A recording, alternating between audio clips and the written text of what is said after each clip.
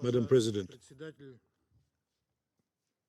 I thank Assistant Secretary General Miroslav Janči for his briefing. Welcome to the meeting. Members of the Presidency of Bosnia and Herzegovina from the Republic of RS, residents of Janović and Special Envoy of the President of Serbia Marko Đurić.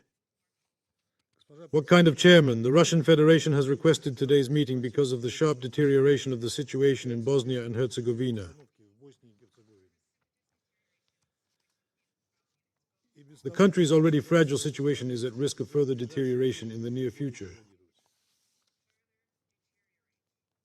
Serbian member of the Presidency of Bosnia and Herzegovina, Zeka Zveta Novičoka, sent a letter to members of the Security Council, including Russia, requesting an emergency meeting of the SSB as part of the country she represents. Critical events are occurring that could undermine the functionality and stability of BiG.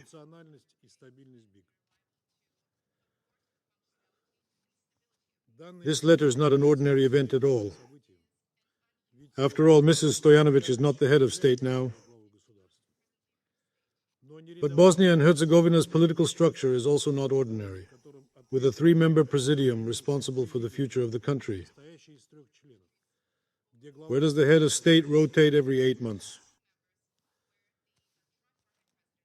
It is clear that Mrs. Kajanova's letter is a signal of particular concern to the Serb population of the country and an attempt to prevent negative developments in the situation. We, as members of the Security Council, cannot remain indifferent to this cry for help.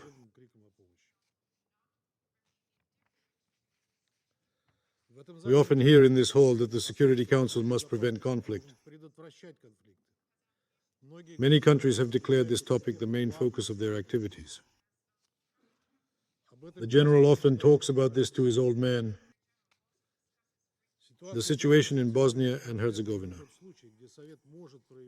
We believe that this is the place where the Security Council can play a preventive role.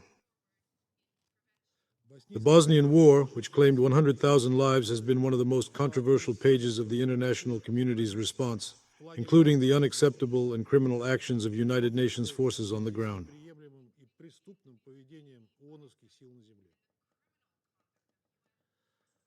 There were no white and furry people on the one hand in this war. From others, and from the other, only the bloodthirsty of the evil. Each side has its own account of the other, and the Srebrenica incident was not the only bloody episode of the war.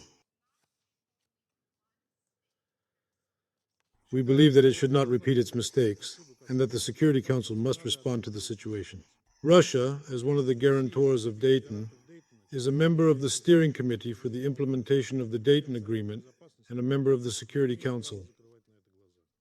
He has no right to turn a blind eye to it. In this regard, we thank the Maltese Presidency for convening this meeting. Madam President, almost 29 years ago, the General Framework Agreement for Peace in Bosnia and Herzegovina ended the bloody interethnic conflict. For nearly 30 years, it has ensured the security of the region. However, the events of recent years, especially in recent months, have clearly demonstrated the systematic and shameless violation of the basic principles of the peace agreement. Such incidents occur frequently, and we have raised some of them with the Security Council. Did you hear Mrs. Price's rejection today? First, Bosnia and Herzegovina has now largely lost its status as a sovereign and independent state. To be honest, it is difficult to imagine that in the center of Europe in the 21st century, with democratically elected institutions, German citizens have the final say on all events in the country. A prominent person who pretends to be a high representative. In fact, he is acting on behalf of a small group of foreign countries, whose interests he does not hesitate to use the so-called Bonn power. With their help, he can repeal any law or conversely make its application mandatory. In short, he acted like an absolute monarch, and Western democracy fighters did not avoid it, but encouraged it.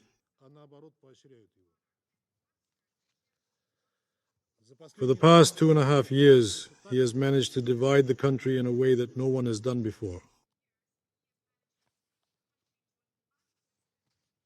It is worth noting, by the way, that it was the United States and Britain that demanded the presence of this self-proclaimed Bosnian dictator. At the meeting, the members of the Security Council were forced to review it. We will discuss more about the impartiality surrounding Mr. Schmidt at a separate meeting in mid-May. Another example is that the Constitutional Court of Bosnia and Herzegovina continues to have judges, foreigners arbitrarily assigned to the border. In 2023, the Constitution of the Constitutional Court was rewritten by simply manipulating violations of relevant laws. This requires at least one judge from each state of the constituent people to participate in decision-making. There are only 6 judges there now, they are 9. There are no Serbs there, and Croats are represented by 1 member.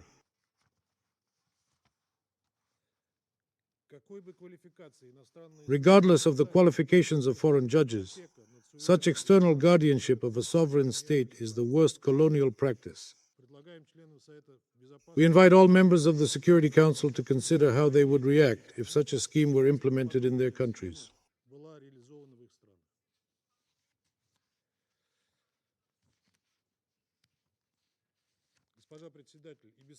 Madam President, the extreme intensity of the situation I have mentioned is in danger of completely losing control of the turbulent activities that have spread the country to the United Nations. As everyone in this room knows, the United Nations General Assembly is now promoting a draft resolution on the development of the events in Srebrenica, with the names of some of its Western cartridges. It was launched without the necessary consent of the Presidency of Bosnia and Herzegovina, which is unconstitutional. This means that the highest law of the country is part of the idea. According to the Constitution, which has been shamelessly trampled on in this situation, foreign policy issues must be decided by consensus among all 3 members of the Presidium. It is outrageous and unacceptable that the 2 members of the Presidency of Bosnia and Herzegovina, as well as the Minister for Foreign Affairs of Bosnia and Herzegovina, and the permanent representative of Bosnia and Herzegovina to the United Nations in New York suddenly forgot the need to obtain the consent of all 3 states that make up the peoples when they began to promote this more than provocative initiative. After all, nearly a third of the big population like us today can hear Mrs. Tiana Rich's rejection of her. Thousands of rallies of Serbs in the country also illustrate this point. There is no doubt that these actions are purely political in nature. This is a deliberate violation. Peace agreement and the gross usurpation of children's functions. Presidium of the Presidency of Bosnia and Herzegovina. Their consequences for the country are hard to imagine. It cannot be ruled out that they may not be limited to their own Wikipedia, which will lead to instability in the entire Balkan region. It seems extremely cynical that the first violin to promote this extremely dangerous document, Germany, the country that committed the biggest genocide in human history during World War II in the 20th century, has committed to play the role. This is a terrible fact that will remain in world history forever. It is hard to forget that Germany was the most active participant in the collapse of Yugoslavia. After all, German aircraft made their first combat flight after World War II in 1995 to bomb Sarajevo.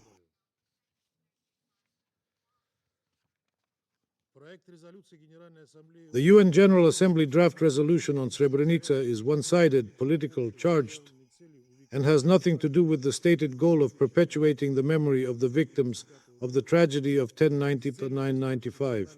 The goal of achieving national reconciliation is stated.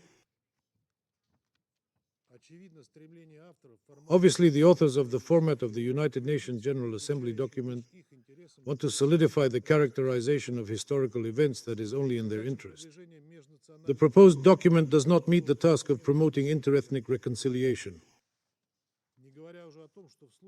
What's more, if it is put to a vote, it may trigger a chain reaction around the world.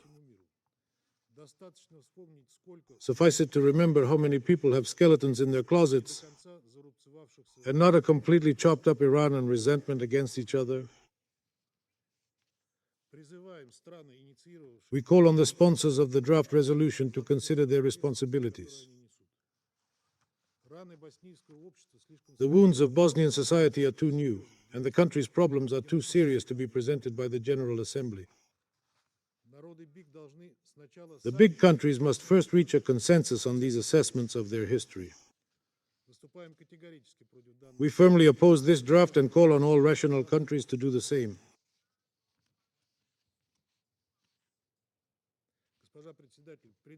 Madam President, we can expect the West to criticize our position today. I want to believe that their cunning speeches and beautiful words will not mislead anyone. After all, we know many examples of Western interference in the affairs of sovereign states. It is worth remembering that the territory of the former Yugoslavia was bombed twice in the Balkans alone, a NATO member. First in 1995, which is directly related to the topic we are discussing, and then in 1999.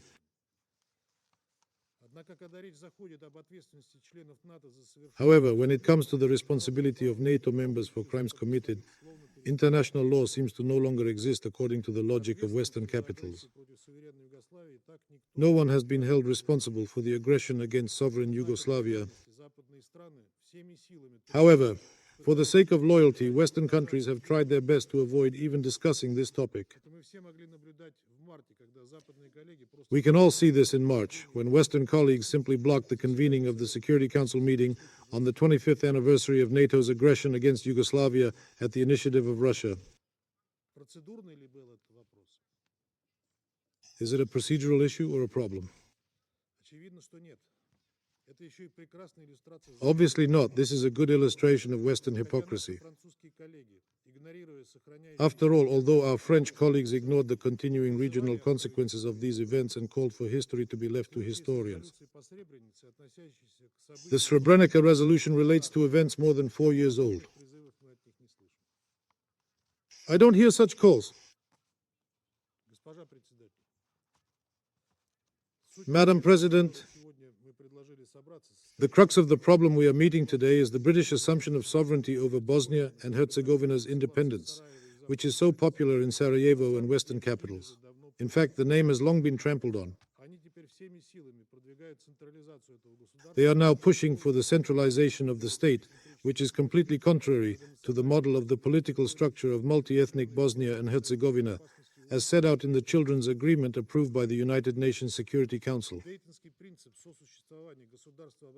The principle of coexistence of the state that constitutes the people of Bosnia and Herzegovina and their equal decision-making power is fundamental to the post-infarction structure of the internal administrative structure of the balance of interests of Bosnian Serbs and Croats.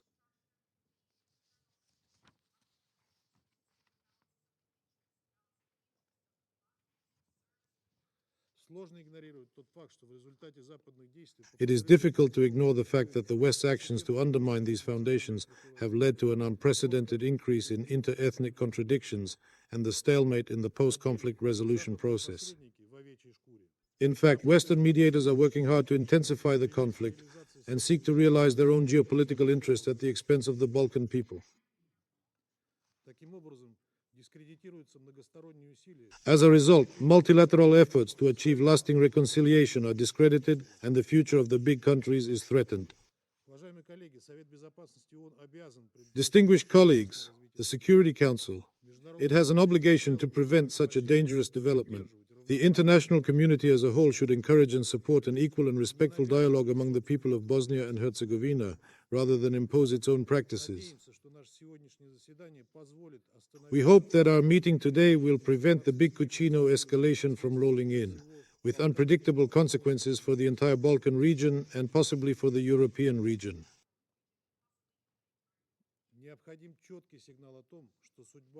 A clear signal must be sent that the fate of Bosnia and Herzegovina is in the hands of its people. They are Western countries, or their appointed Bosnian Gauleiter.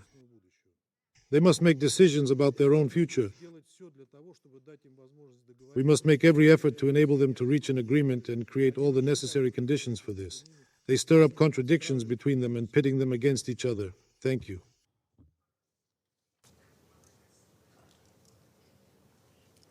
I thank the representative of the Russian Federation.